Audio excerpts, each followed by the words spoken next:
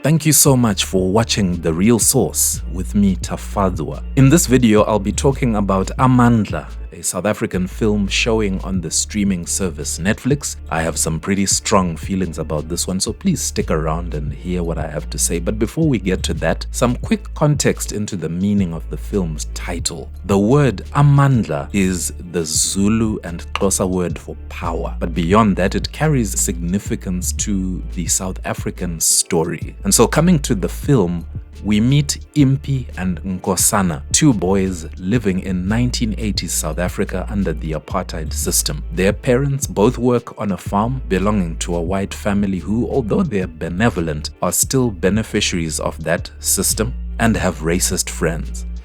After a party on the farm, the boys' parents are murdered in a racially motivated attack, and the boys are intimidated by these perpetrators and forced to flee. The story then transitions to Johannesburg, the city of gold, where Impi and Nkosana have to fend for themselves. Impi, the older of the two brothers, tells Nkosana that he is working in the mines to take care of him. But we later find out that this was a lie. In fact, Impi has been a criminal all along and is still a criminal, while Nkosana has become a policeman. Suffice to say that much of the tension is about how Impi and Nkosana's relationship is affected by their life choices and whether they will survive what life has become for them. All in all, Amandla is a gripping film. It's well cast, well shot, and well directed.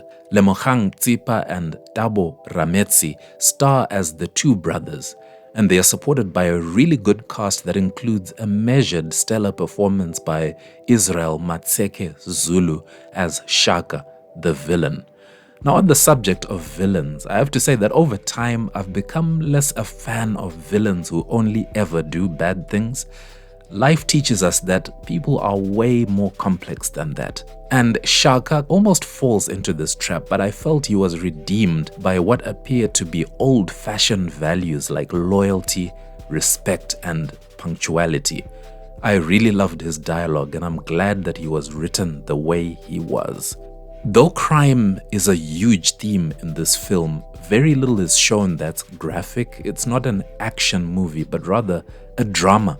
And our focus is really meant to be on the characters and their complex relationships. Nowhere else is the theme of crime more painful than in the life of Impi, where we see his choices affect not just his relationship with his brother, Nkosana, but also it comes back to haunt him in Elizabeth, who he loved as a child, but he commits a crime against her. So we see that even those who were rooting for him, well, those people are affected too because of the choices that he ends up making. And so this further heightens the tension between Impi and Nkosana, seeing what crime has done in the life of Elizabeth. This affects the relationship between the two brothers. Race is a big question in this movie. How racial issues played out in the past and how those dynamics have shaped what we see now. And this is a divisive issue. There are many who feel South Africa, particularly South African filmmakers,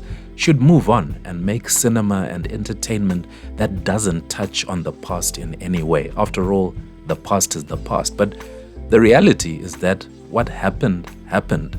It has shaped reality for so many, and in the same way, what's happening now is happening.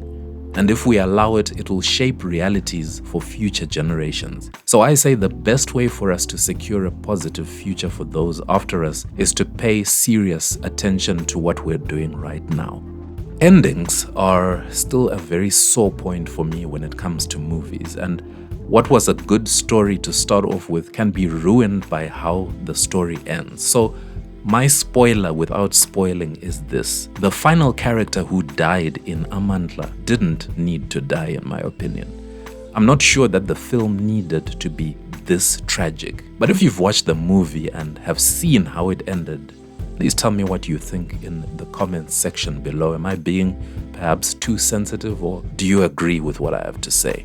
All in all, I recommend Amandla, if anything, for the performances by our two leads and the main villain. This was my review of Amandla, the Netflix film directed by Nerina de Jager. From me here on The Real Source, thank you so much for watching, and remember, if you have thoughts about this film, I would love to hear your opinion in the comment section below. But from me, Tafadzwa, this is me saying thank you so much for watching and take care.